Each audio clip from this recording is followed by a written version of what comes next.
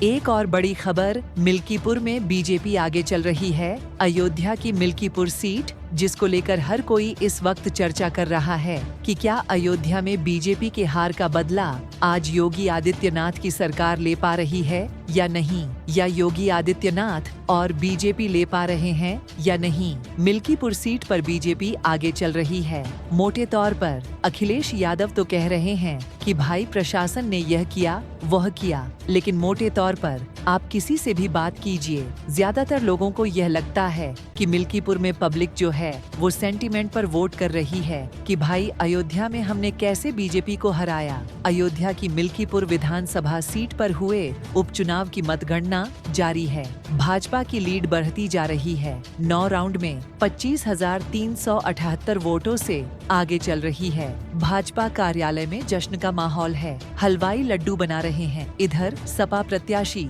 अजीत प्रसाद और उनके सांसद पिता अवधेश प्रसाद सुबह से घर से ही नहीं निकले हैं। पूर्व भाजपा प्रवक्ता अवधेश पांडेय ने कहा, अयोध्या में सपा ने राम का अपमान किया, जनता उसका बदला लिया। इस पर सांसद अवधेश प्रसाद ने पलटवार किया, कहा भाजपा ने बेईमानी का रिकॉर्ड तोड़ दिया, उनके गुंडों ने बूथ कैप्चरिंग की, इसके बाद भी भाजपा हारेगी। मिल्कीपुर में अगर भाजपा जीतती है तो 8 साल बाद फिर से सीट पार्टी के खाते में जाएगी। बड़ी बात यह है कि 2024 के लोकसभा चुनाव में इसी विधानसभा सीट पर बीजेपी 7,000 वोट से सपा से हार गई थी। क्यों हुआ उपचुनाव? मिल्कीपुर से अवधेश प्रसाद सपा विधायक थे। 2024 लोकसभा चुनाव में सपा ने उन्हें लोकसभा चुनाव लड़वाया। वह अयोध्या, फैजाबाद से सांसद बन गए। तब से यह सीट खाली थी। मिल्कीपुर में उपचुनाव दिसंबर में होने थे, लेकिन भाजपा नेता गोरखनाथ ने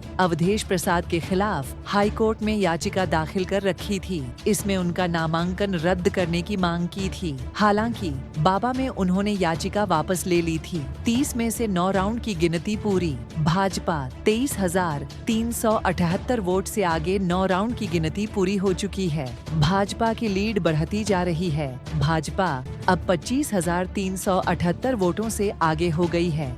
Subscribe now and press the bell icon. Never miss an update.